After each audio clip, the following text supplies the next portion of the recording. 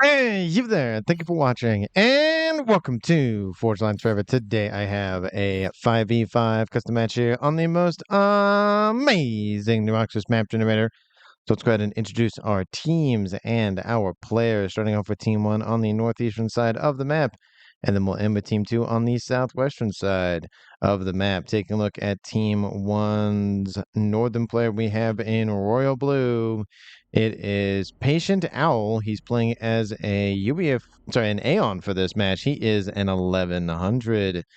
To his southeast, we have in Pac-Man Yellow, it is iBlock Mass playing as a Seraphim. He is a 1500. In Light Octane to his southeast, we have Swarm Operator. He's playing as a Seraphim. He is a 1300.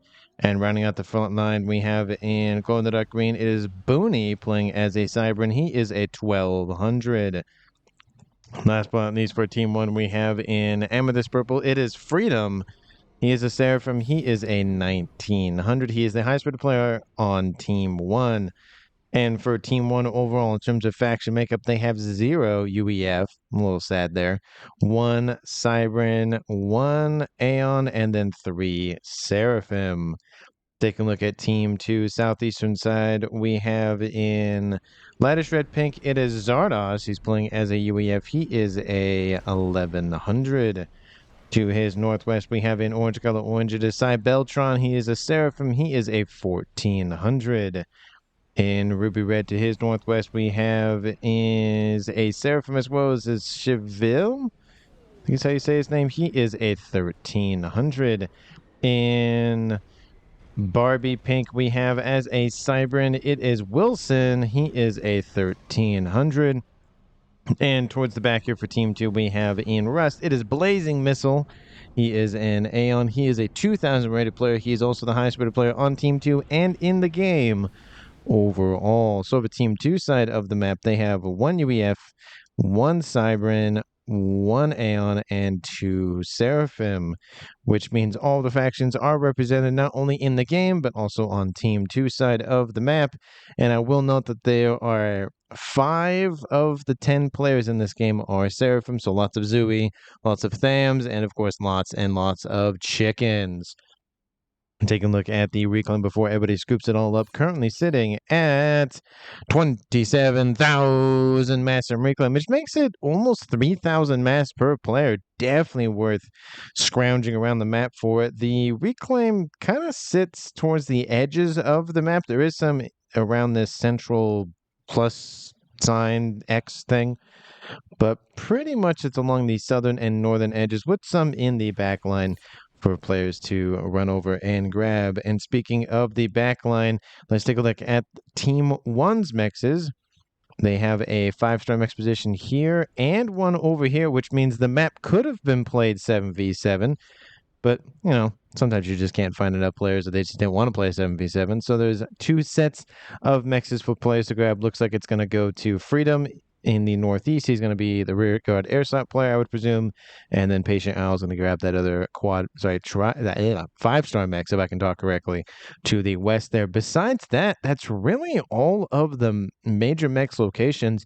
It's very much a desert, pun intended, for mexes, so players are going to be very stingy about how they spend their mass. I will note that there are 2 sets of civilian structures as well, 2 in the northwest.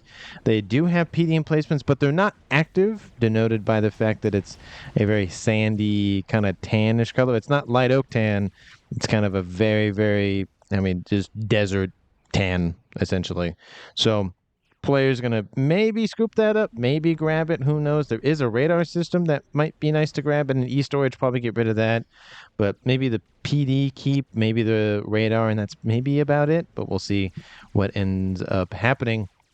And take a look at where players are headed off to. I will note that iBlock Mass will start with a gun upgrade, and he's moving with his team at a Patient Owl to the northwest. We do have 2 players from Team 2 headed north as well. So it's going to be actually sorry, 3 players. One's already there. So it's going to be a 3v2 in the northwest. And then it's going to be a 3v2 if we see Team 2 Zardos leave his base in the southeast. So a little bit in favor for Team 1 going this way, and then a little bit and Team 1 going that way, and then Team 2 going this way. I wouldn't be surprised to see some gun upgrades started here shortly for everybody else in the game, just because they are moving to the middle of the map. They probably want that weapon online sooner rather than later. We do see a couple of scouts inbound from Team 2's Wilson going after a couple of one of those spirits, also scouts from Team 1's Patient Owl. Looks like it's the Aeon versus the Cybran in the northwest, and then there's also a Seraphim versus a Seraphim in the northwest. The only UEF in the game being Team 2's Zardos is over here in the southeast. So Blazing Missile, it can't have a missile on board because he's not Seraphim or UEF, but maybe he does enjoy launching some missiles from his backpack.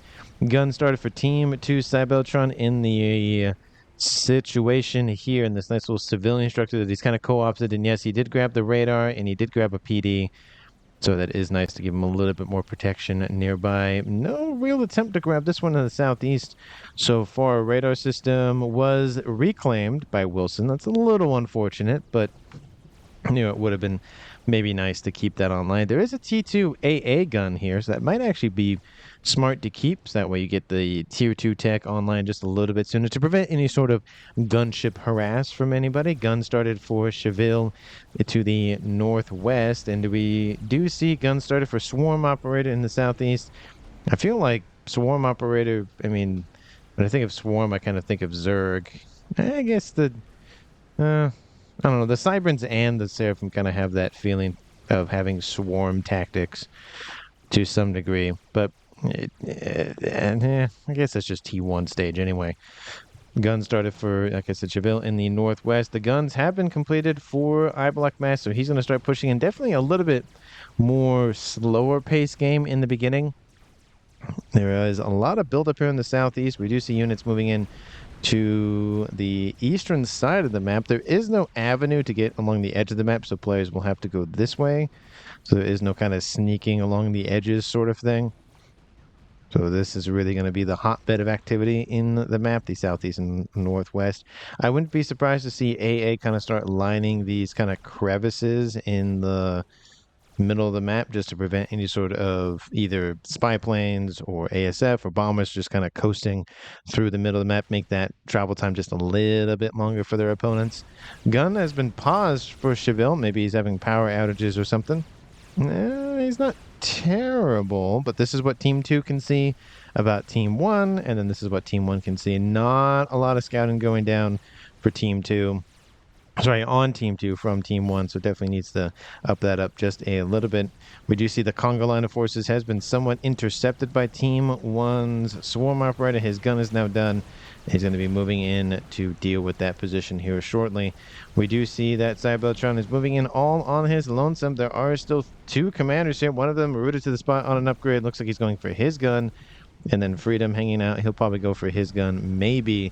Again, he is a Rigard Airset player for Team 1, so he might not want to invest that mass and energy into an upgrade, but we'll see if he decides to do so or not.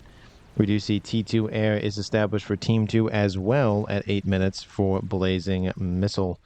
Gun started for Wilson, and gun speed started for Patient Owl, so the likelihood he goes for range is very, very, very, very likely. Because usually it's range and sensor package or range and speed versus speed and something else. And we do see that Team 1's iBlock Mass is getting pretty close to Chevelle, who is done with his gun upgrade and goes for Nano immediately. Blazing Missiles nearby to assist. He's spending a little bit of that mass that he's getting to help that upgrade. So we'll see if that Nano upgrade finishes before the incursion of iBlock Mass. But the first action will go to Booney of Team 1 and Cybeltron of Team 2. Booney just finishes a gun upgrade, and Freedom will go for his.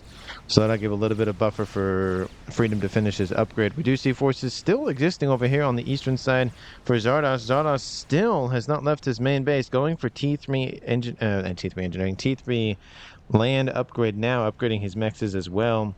I feel like he probably should be on the front line to assist. And especially with a 3-1 advantage, Team 1's going to get a lot of momentum out of this and maybe actually just collapse at least to the other civilian instructor position at a bare minimum. Team 1, we do see more movement against Team 2's Wilson, and towards the south, no engagement yet from iBlock Mass. Definitely smart to not engage. Again, he's all by his lonesome. So kind of just going against essentially two commanders, one with a gun, one without. Probably not the best idea at 10 minutes. Even at 20 minutes is not a good idea. Range started for Patient Mass, and there he goes with that traditional Aeon upgrade. We do see Sabotron getting a little bit of veterancy against those Mantis, but isn't getting a lot. He is dropping into the yellow. Same thing with Booney. But again, we do see Sabotron at 11,500 hit points, or 11.5k. Team 1's Booney's only at 10,000, so it is a little bit of a benefit. Ooh, oh, I was going to say, ooh, we're getting spicy, and then not getting spicy. He's going to go for Nano first. Sad. I thought he was going to go for the splash upgrade and try to kill off a commander from Team 1, which would alleviate a little bit of the pressure for now. But again, most games it is a partial or full share, so that base would go to somebody else, most likely to Freedom, given Team 1's, let's say Booney's on the eastern edge anyway.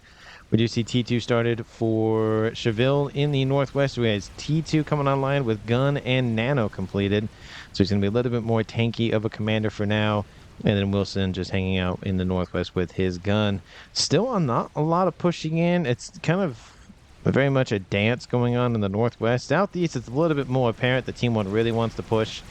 And Booney pushing in with a lot of Mantis. We do see a lot of wrecks here, so Team 1 definitely wants to scoop up that reclaim again, given the fact that the map did have some decent starting mass, but in terms of reclaim, but the mechs aren't really that many, so definitely want as much mass as possible. Transport from Blazing Missile did something. Oh, he dropped off engineers down here, I guess.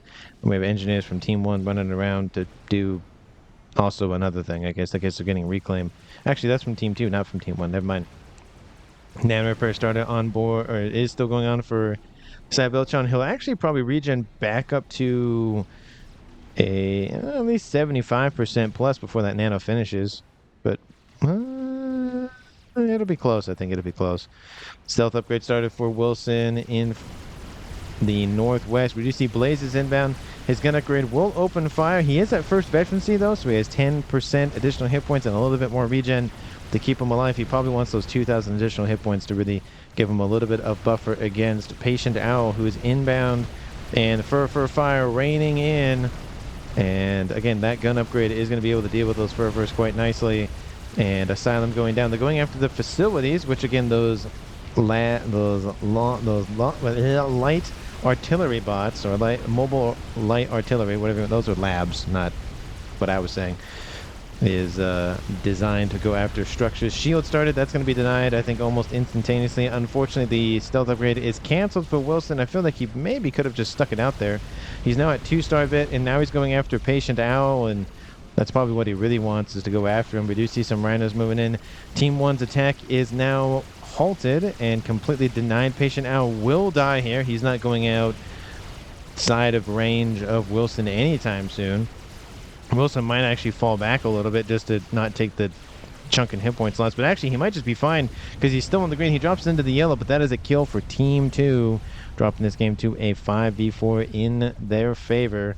Wilson saying GG, Patient Owl saying GG. Nice the camaraderie going there between the players on opposite teams, saying, hey, that was a good move, essentially. So nice to see that. We do see Freedom and Swarm Operator. They're hanging out right close to that little outpost there from Cybeltron. He has that PD. He has that other one. He has a T. He did go for the T2 AA, which is nice, and the T2 radar system he upgraded to. Probably should get rid of this just in case it blows up, because that'll wipe out a lot of stuff nearby that. And his nano upgrade is done, and he's moving southward to intercept Booney's commander. Again, Freedom has gun, Swarm Operator has gun, and Booney has gun. So everybody on Team 1 now has gun, at least to some degree. And then T2 also on board. iBlock Mass, who's dropped into the yellow. Same thing with Cheville, but again, he has nano, so he's getting 86 versus iBlock Mass's 20, maybe 26 if he gets a couple more kills here. He gets one more kill, not enough. Not enough to get him over that hump for another veterancy. We do see that Team 1 is starting to close in on Zardos's frontline facilities. He has some Titans rolling in, which is nice to see, but he probably should be up here just to assist a little bit.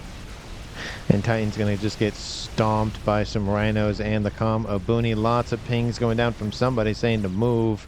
Either that's from Team 2 or from Team 1, hard to tell.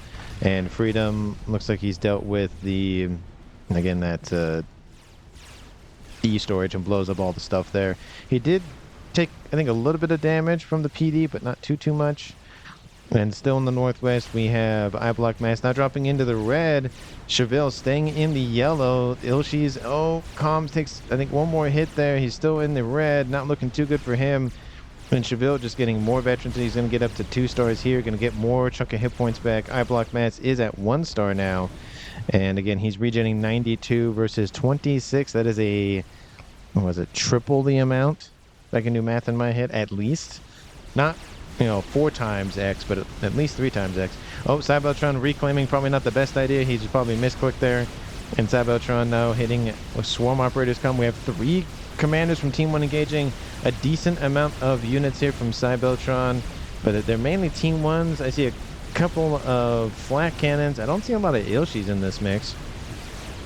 Maybe he's waiting to produce a bunch of units because he's trying to get to T3 maybe, so he's just trying to use what he has. Oh, there's an Ilshi in there. Look at that. There he is.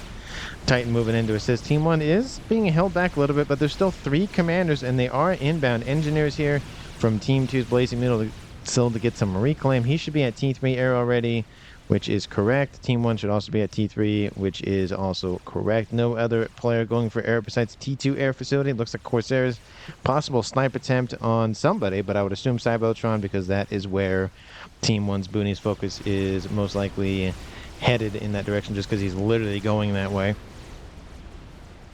And Team 2 is holding for now, but it's not looking great. Same thing in the north, but Team 1, I think, looks a little bit better. And, okay, I will note that this is one of those games where players do still retain control of their units after they die. So Patient Owl is still in the game. I was wondering why the blue wasn't going away up there. That would make sense. And yeah, so that's nice to see. Not as many games have that setting enabled, but it is nice to see because players aren't knocked out, especially if it's a long game, hours plus, whatever, where like, well, I died at like 20 minutes and now if I still want to be in the game and help my team, I just can't really actively besides just, hey, you should do a thing kind of thing. And he can kind of still do that because he's, doesn't have a comm to micro, but, it is nice to be able to still control your units after death, which is nice. It doesn't necessarily mean that his base goes to somebody else, so there is a little bit less hesitation to go for a kill because if somebody dies, yes, they can give their base over after they die, but it's not just a guarantee that base is going to somebody else kind of thing. Northwest, that stealth upgrade restarted and will finish near the death of Patient Owl's ACU. And Raz started on board Blazing Missiles comm. He's done with T2. So it looks like he's trying to just get a little bit more eco out of his situation. We do see eco, speaking of which, Team 1 and Team 2 really, really close in terms of eco, at least for a moment. Team 2 starting to pull ahead a little bit, but it's not too bad. Team 1's leader is going to be Freedom and Blazing Missile, just given by the fact that they're the highest rated players. That definitely would make sense just because that's just kind of the trend line of how things go. For the most part, it's not always indicative, but it's the players who are more skilled at the game usually have better eco management. Usually, not always, but usually. Northwest side of the map, we have Cheville going after iBlock Mass. Both are back in their green. We do Seville, Gun Nano T2, Gun Nano T2, same situation, almost the same veterancy situation as well. iBlock Mass is almost at 3. And when I say almost, is like just on the cusp. And Cheville just a little bit less below that. We do see forces from Patient Owl moving in to maybe intercept some forces from Wilson, but we'll see what that ends up happening. There's not a lot for Team 1, so he might get rolled over, at least for this position. But we'll see what Team 2 ends up doing. Still engagements going between the two commanders. Again, iBlock Mass taking a lot of the punishment. His units aren't really suffering that much because the comm is focused on the comm, not the units. We do see now that the comms out of range overcharge is wiping out tons of hit points on the Ilshis. Isn't one-tapping them yet, so needs a little bit more E-storage to deal with that. And then in the south, Advanced Nano has been started, but has been paused for Sabotron for now. A couple of PD just peppering this facility. Looks like Team 1 doesn't have any power, because they should definitely see the... Oh, they can't see them. That doesn't help, because the stealth field generator was built. The PD is being eliminated. Nice. Counter there by Zonos. Uses the stealth field to then build the PD. Allows them to attack within range and not worry about being counterattacked. So nice move there. iBlock Mass will be forced to retreat. 20,000 hit points on board versus 20,000 hit points for Cheville. So they're both at 3-star vets now. No real attacks with air one way or the other. Looks like it's kind of just a quiet game in the air for now. And then watch I say that and then someone's going to pop off and it's going to be a whole thing. But it looks like the shield generator is going to still be built. The stealth field hasn't been noticed yet by Team 1. They just need to walk in and see the PD emplacements. Yeah, they just can't see them. Now, as long as Team 2 can keep those forces back, then that means that those PD will not be noticed. I mean, he probably knows that there's something going on, just has to deal with it. He probably actually sees the triad shots, just isn't able to actually shoot at them yet. And northwest side, we still see Cheville on a tear, pushing back iBlock Mass. He's back up into the green again. That nano really coming in handy. And a lot, I mean, there's really not a lot between these two players, but they're just constantly going at it. We do see Team 2's forces have broken through the lines of Patient Owl. Gunship's not going to be enough to stop this. And Patient Owl losing more of his mechs is definitely not a good thing for him. He's also lost a mech here. Looks like he's doing the Control K, rebuild, reclaim, rebuild situation rather than the normal or the standard upgrade facility. Okay, T2 land, T2 land, T2 land, T2 land, all upgrading to T3 land headquarters. I don't know why they're all upgrading that way, but they're okay. If he has a strategy for it, that's cool, but I don't know about that. Looks like Team 1 now has spotted the position of the PD, so he's now taking those out. Currently, Mibuni has his own stealth field generator online, but Team 2 knows exactly what's going on there because they actually can get some eyes on it. And it looks like that stealth field is not going to last much longer because it might actually still be in PD range. It looks like no, yep, it is, and it's down. So Team 2 doesn't have to worry about any sort of sneaky things from Team 1's forces. Gunship looks like it was going after the comm. Looks like it was dealt with. More gunships are inbound. ASFs flying in to cover the gunships. Looks like Flak being, actually Team 1 AA being built. He has Nano and the T2 engineering suite, so he has more hit points and regen. We do see some just heavy protection on those ASFs, or on those ASFs, on those gunships. Cheville is going to fall back. The Volthers aren't super strong in terms of hit points, but they do some damage nonetheless. And Cheville is still falling back, but it's not going to be a kill on Team 2's comm. The main victory is in the north. The mexes are down. Patient Owl dropping to 43 mass a second. He's the only one not in triple digits for income, so not looking too good from him. He is still pushing back as much as he can, but I feel like he's kind of knocked out for a little bit. Stealth started on aboard Booney's comm just to make sure he's a little bit more protected with hit point counts and the whatnot. And still upgrading the... They have to be upgraded to T3 land headquarters, because that is just so many. I get having a backup, but that's just excessive. ASFs moving in. There's a lot more ASFs for Team 1 than there is for Team 2, so Team 2 might just actually get airlocked here. We do see some Transcender T3 AA sites being built, and Team 1 will take the fight. Again, underneath a little bit of AA, but a little bit of AA is better than no AA from Team 2.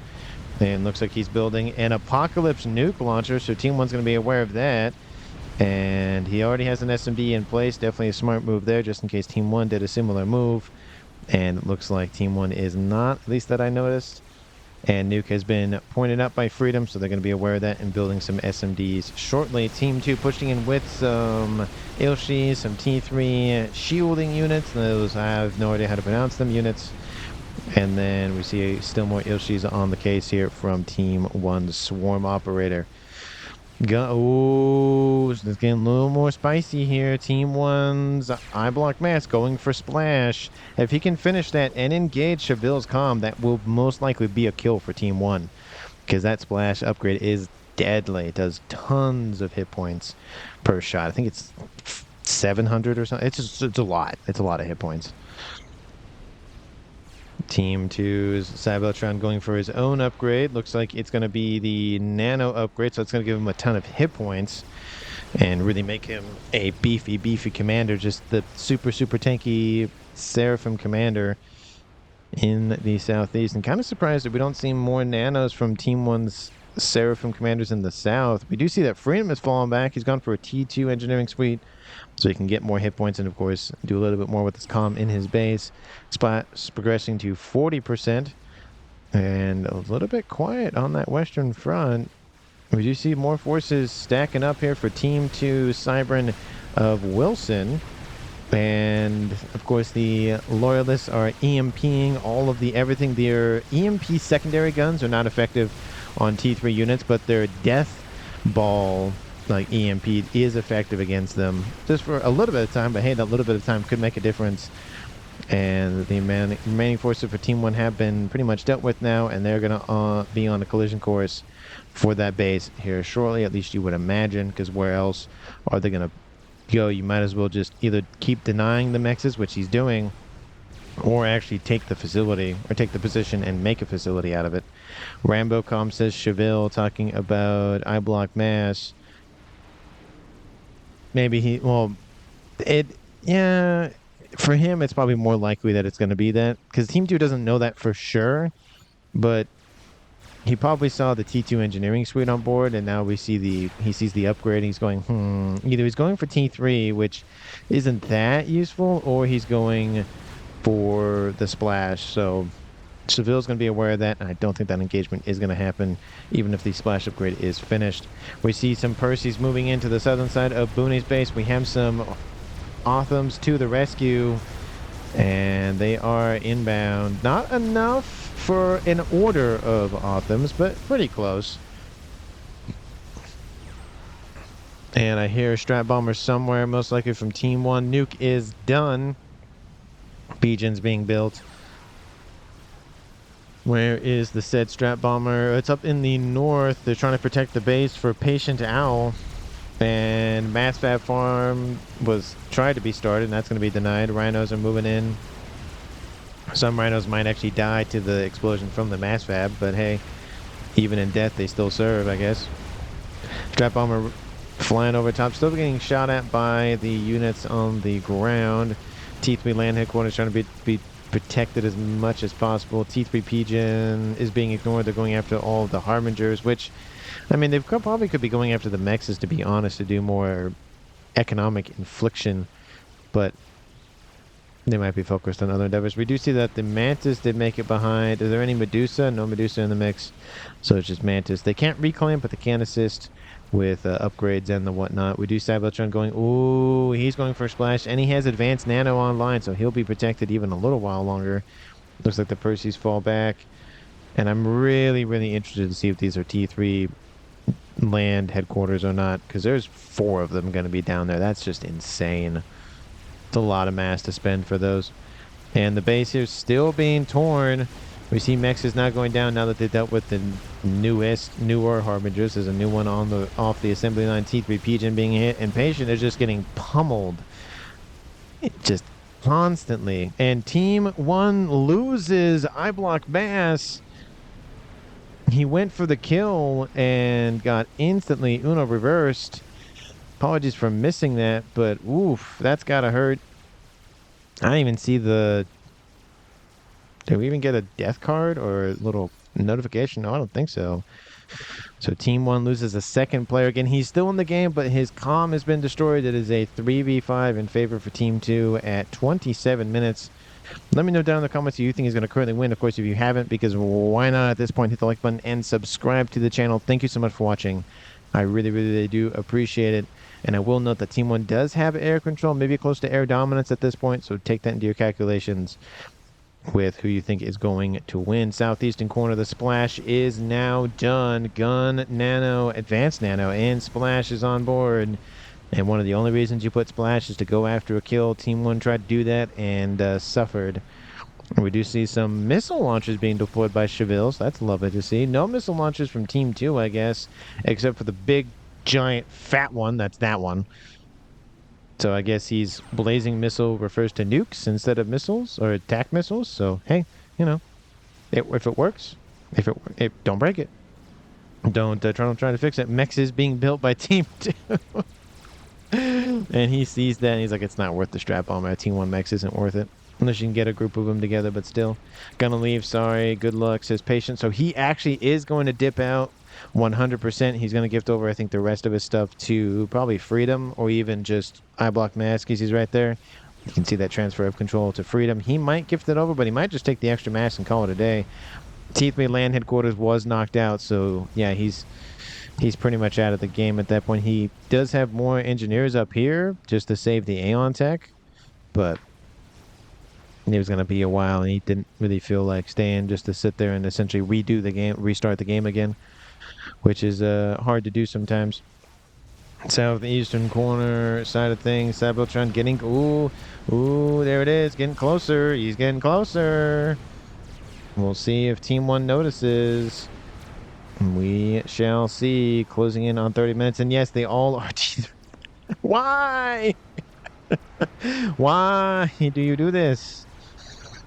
And you still have regular ones back here. Why? I don't get it. The caster does not understand things. Missiles are inbound. Did he time it right? Absolutely not. Because they actually no, he's not even going for the chicken. He's going for, I think, a T3 Max. There's some Team D being built. It's a little bit to the right that I would like, but it might still be enough. And he hits the engineer, not the Max, which is interesting. Looks like he was trying to deny more TML production, or Team D, and those TMLs are killed, so I don't think those missiles were worth one engineer kill. Freedom builds another experimental, another chicken online.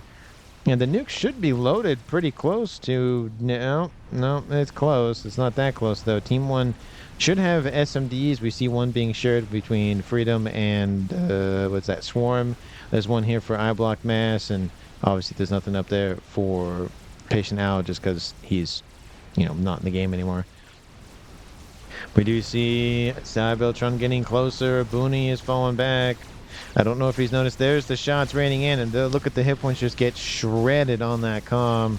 Cybeltron is falling back. He's going to use his units to act as a nice little buffer, but he probably could just take the damage. He has advanced nano. He has 250 hit points regen per second at 5-star vet, 50,000 hit points in total. I mean, he could take the damage. He's going to be perfectly fine. I don't know why he's not going for the kill here. He's going back. It just kind of seems odd that he's, just indecisive. He just doesn't know what to decide. I don't know if he saw the chicken that's inbound. Team 1 is on a collision course. He doesn't know the chicken's existence, so yeah, I'm kind of surprised he didn't go for it. And Booney is pushing in, which probably not the best idea here. Booney is losing hit points hand over fist, and there's that chicken inbound. That's probably why he was encouraged a little bit to do so. And we do see Sabotron is falling back, and he might, he might as well just take a comm with you at this point if you're going to die from the chicken. And the chicken's going to ignore the comm and go for the units. Nuke is inbound. It's inbound for this base. It might... No, there's no SMD nearby, so he's fine. And Sabotron continued to retreat, but no, he is going to die. He's trying to bob and weave. But he is a dead man. There he goes. Team 2 suffers their first loss of the game. He probably should have just gone for the kill for Booney. I mean, if you saw the chicken, you know we're going to die because you're not going to get it out of range in time. Might as well just go for it. He was getting a chicken online, so that's probably why he probably wanted to try to just get out of there, which isn't, it's fair, but I feel like at this point, killing off another player, and there goes the nuke, wipes out some facilities. Not a lot of mexes, just one, but it wipes out production at a bare minimum, so less stuff being built is for Team 1 is probably better than more stuff being built. Nuke kills off how much mass? 44. That is respectable. It's a respectable amount of mass. It's a at least I try to hope for 30,000 mass killed with a nuke, and then anything above that is better, best kind of thing. And chicken is defeated by the combination of the monkey and the chicken. The chicken almost lost its life, but it's still alive. Percy's are inbound from Team 2 Zardos. And now with the only player on the front line dead in the southeast, I mean, granted, it is 32 minutes, so players on the front line probably shouldn't be there. We see some gunships inbound. They are the restore variety, so air-to-ground weaponry is terrible. But again, 1,000 of anything will kill anything. Doesn't matter what the 1,000 is, it will kill anything. And probably should target the... I don't know. Would you target... I think the AA on the chicken is maybe worse than the AA on the Monkey Lord, maybe. I don't know. SMD is newly minted, and SMD is not going to exist for very much longer. Purses are inbound, but they're inbound ones and twos, and yeah, they do a shot or two into the Monkey Lord, but it doesn't really do a lot of damage. Here comes the restorers again, and I feel like Team 1 now knows that they're there. They're going after the Monkey Lord first, so maybe they think the Monkey Lord's AA is better. I think it's about sixes or something between the two. Monkey Lord, oh, trying to get some nice veterancy. Oh, the Monkey Lord doesn't die. The Monkey Lord is not dead. Oh, it might get enough hit points to get to another, or sorry, more veterancy to get to another vet. And that is just a missed opportunity. Zardos 2-4. It's what, right? Why? Why is that all down there? Restorers are backing up, but it's too late. They're going to get caught, and they are chewed and spit back out. Team 1, oh, they definitely have air dominance for sure. Yeah, they're almost at 100. They're almost at air supremacy. And the chicken is still alive. The Monkey Lord is still alive. That is just, I feel like such an unforced error from Team 2. It was Zardos. Northwestern side, we have chicken engaging with a lot of Othams. I do see a couple of the sniper bots. They are Seraphim variety, just because the Harbinger tech isn't really there anymore for Team 1 for now. PD is not going to be enough. Team 1's chickens doing very well for themselves and killing off a lot of stuff. It's staying in the midst of the army, or at least the remaining army from Team 2, so even if it dies, it will kill off units on its exit and their exit. Another chicken is inbound from Swarm, and I like how this is just a... Okay, Mr. Percy, how did you get a... Oh, because you can actually walk up there. That's interesting. And PD, Ravagers are being built. Probably go for T2 at this point, because you're not going to build T3 fast enough. Might as well get some damage downrange. Yes, Ravagers are better for higher tiered units, but when you dive that quickly, it's probably not the best idea. Oh, there goes the chicken is dead, so that's something. I still love that oh, there's the Monkey Lord. Kills off the Percy on the little plateau. So surprised it got up there. Zardos could probably try to overcharge. Well, I guess it's dead now, but could have tried to maybe overcharge it and kill it off a little bit faster. That southeastern flank, now west southern flank for Team 2 is looking very brittle. Team 1 bombers are inbound, but that's not going to matter because both experimentals are dead. The chicken is dead. Strat bomber also dies. Doesn't kill off the T3 mix, but does damage it. And Team 2's eco is a little bit ahead of Team 1's, but not by much. How's the nuke loading going? Getting shielding online. Going to build another one here shortly. Okay. Because why not? Why not build a Paragon? Why not? If he can hold the line long enough, he might win. But again, the Paragon, it takes the longest amount of time to pay back. You know, the artilleries, the Mavor / Salvation / Scathis, they pay back almost instantaneously after they're built. In terms of, like, they can do damage immediately. The YOLO, it takes a little bit to load, but it does a lot of damage when it does land.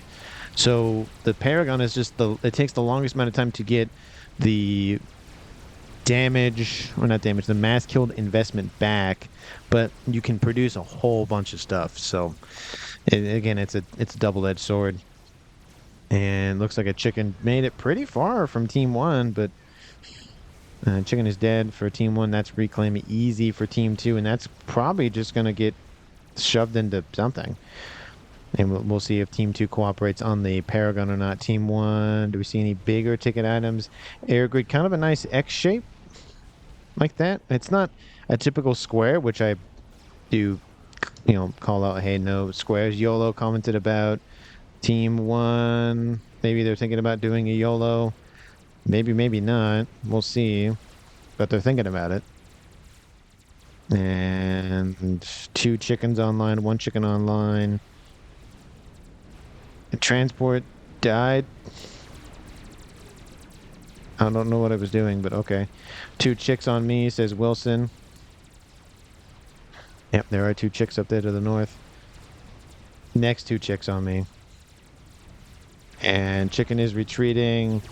Might as well just give the other chickens a hug. Nuke is inbound from Team 2 once again. I don't know where they're going because all of the other important installations are SMD protect. Oh, that's awkward. Was that one killed recently or something? No, because that's a air facility or whatever plant, or maybe a land one. But that's that's a lot of mass killed for Boone. Ooh, that's gonna hurt. Chicken is dead, but the Ion Storm is killing off the other chicken. So hey, 1-for-1 isn't bad. 2-for-1 would be better, but 1-for-1 isn't bad. Here comes that nuke. And yes, it's going to crash right in. Oh, that's going to be a lot of dead mass. Again, 44,000 mass kill for the first nuke. Everything is going to main base for Booney. Ooh, that's got to hurt. Drops him to 100 mass per second. And 137,000 mass, almost 100,000 mass kill with that second nuke. Ooh, that's got to hurt. That it will slow down at least Booney's efforts. He will have to fall back because there's really nothing that he can do at that point. He has a couple of mexes still, and he has no T3 land headquarters, so he's going to have to rebuild that probably there. He's building more pigeons up there, but it's going to be a minute before he's operational again. So it's really just going to be I Block Mass, Freedom, and Team 1's Swarm Operator. Really in an active situation. Another chicken is almost done. We have a GC now online. The only GC that I've seen produced just because Team 1's other Aeon player died. SMD built. Love to see that. Going to protect at least the mexes at a bare minimum. So that's something. And ASF still engaging. Team 1, I don't think has any idea about... No, they have no idea about the Paragon being built. And that's going to be another air fight. Team 1 has just been shoving Team 2's air down their... Team 1 has been shoving their air down Team 2's throats. There we go. And now they're closing in on air, or we own air. They're at air supremacy at this point. Over 100 plus mass ASFs in their favor. And then the Paragon's at almost 20, it's 25, 30, 50%, if I can do math right. GC and Chicken working together. Oh, GC's taking a lot of damage, though. They killed off the first chicken. That's why I took off so much, lost so many hit points. And that chicken will get its revenge and kill off the GC. Oh, nope, not enough. And Chicken v Chicken fight. Chicken v Chicken fight's going to win in Team 2's favor. That's 1, 2, 3, 4, 5 dead chickens. And PD eliminating all of the engineers trying to scoop up those Rex. Nice grab there. I heard an explosion. Where is it? Who died? No? You're still there. You're still there. And you're still there. So no, everybody's alive still. Weird. Maybe it's an SACU that died. But satellite online for Team 2. Constant vision for them. That's going to be very nice for picking the next target in terms of nuke or whatever else. More SMDs being built by Team 1 just to protect themselves. Again, still have no idea. Team 1, with the air control that they have, you would think they would be doing more scouting, but they just aren't. You know, they somewhat know what's still in the space from the attack from those chickens and whatnot, but they haven't been scouting. Team 2's done a pretty good job of just locking out spy planes, but we don't really see spy planes. They could actually just be going out on the edge of the map above Zardos's base and go around kind of in this kind of square formation or route, but kind of I think a missed opportunity from Team 1. They will see the satellite if they haven't spotted it already. If it fires on the comm, that'd be pretty funny. No? Okay. And artillery has been started by Freedom, so going for a less mass commitment, but sooner attack stuff from Team 1. The shielding isn't strong for the air grid. There is a nice little hole right here, but it is not too bad. They might be trying to target the nuke. PD being built to protect the nuke. It's probably smart. Oh, it is smart, but blazing missile stand next to the pigeons and the nuke, that's not smart. So definitely needs to move sooner rather than later. Paragon closing in on 75%, 40 minutes on the clock. And that Paragon may or may not be the game ender of the game. And Pigeon does blow up. Gonna target the SMD. Probably eliminate the other pigeons maybe, but artillery is done. Team 2 does see the artillery. Where is that satellite going? And another SSU blows up somewhere. Looks like it's Team 2's SAU. Maybe it's one. Maybe Team 1's. Northwestern side pretty much gonna be cleaned out. A couple of mexes in the corners. Team 1 might not just go after. Ping ring says swarm or PGen ring. And there is a shield there. I think that might actually block the PGen for this one, but it should be able to build the other ones. -2 says blazing missiles. See that? Looks like a little bit of a slowing down of the game. We're at 0. So, hey, there's that at least. Nuke is inbound. SMD is loaded, which means that for the first time in the game, Team 1 will deny a nuke. Para is at 75% talking to his allies. Imagine that was in all chat. Ooh, that'd be rough. And no, you're not there at 75% there. You're not in the green just yet. Now you are. So, a little bit too early, but hey, it's, tomato, potato. It's pretty darn close. Ooh, right in the hole. Impacts directly on that PGen. And again, the shielding soaks up a lot of the volatile explosion damage. Chickens to the north, more chickens inbound, chickens, and more chickens. But Team 2 doing a very good job of pushing in on that eastern front. Look at the buffer zone they have now. Team 1 was up to here, and now they're reinvesting into mexes down there. Second, Novax is almost done. Going to get more of them as well. Going to get 5 of them is what he's planning on. And looks like the GC is dead. Booney, might be taking some damage from that ion storm, but may or may not have an opinion on it at this point. And Chicken is almost dead. This GC is given over to Wilson to control. Why isn't it under Wilson's control? That's kind of weird.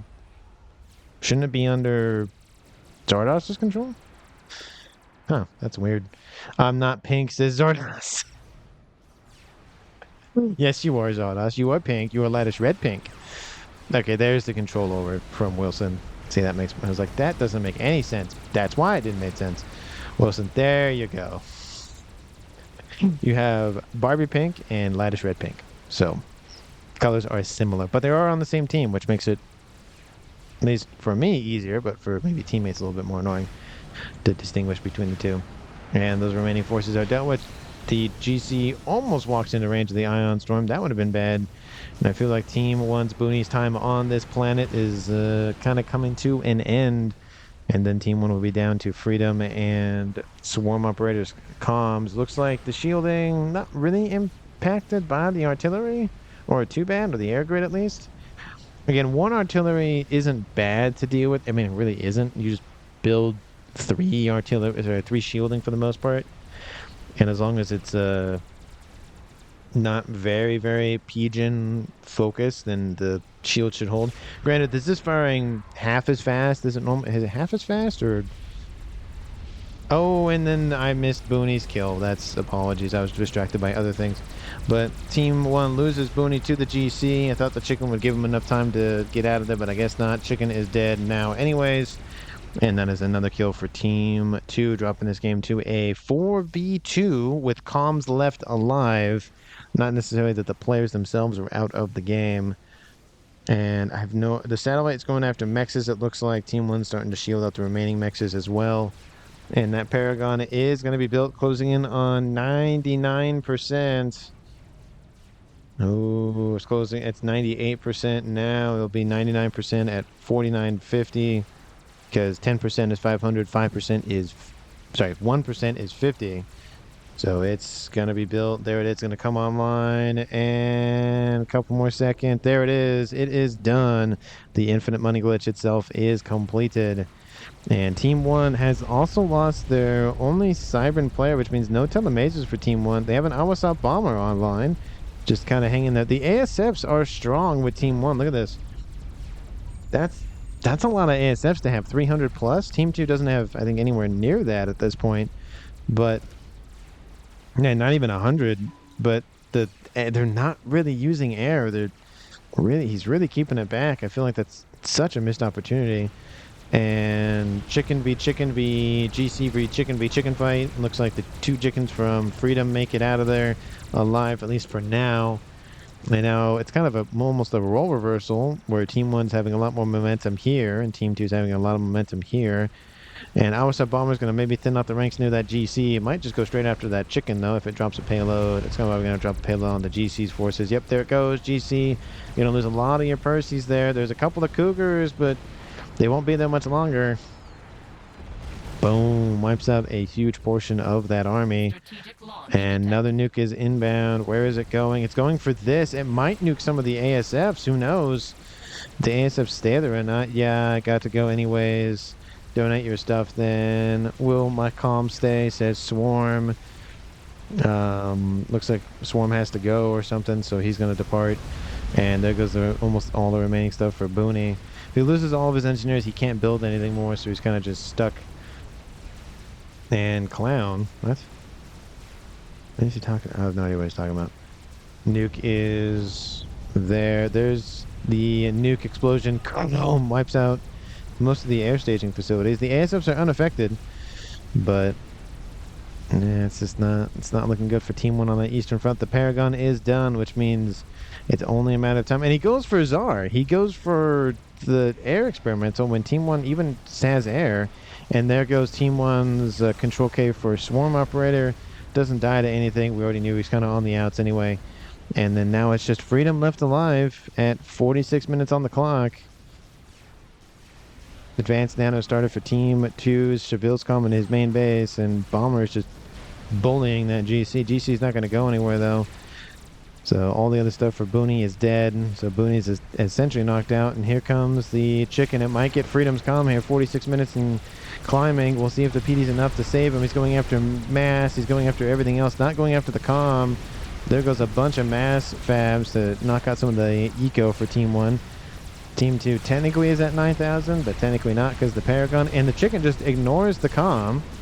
So no idea what that's about, but oh, no. He's going to get some mexes killed with his Ion Storm. I guess he just wanted to kill those particular mexes. And Paragon for Wilson says, Blazing Mist. Oh, he has another one online. Ooh, look at that. Second Paragon is done. That's a lot of engineers. He built that thing real quick. I wonder if he was no way he was building both of them at the same time. There's no way. Like you wouldn't build one and build the second one almost at the same time. That's insane. Salvation raining in on Freedom's position, and it's only going to be a matter of time now at this point. Team 1 has the artillery, and that's it. That's really all they got.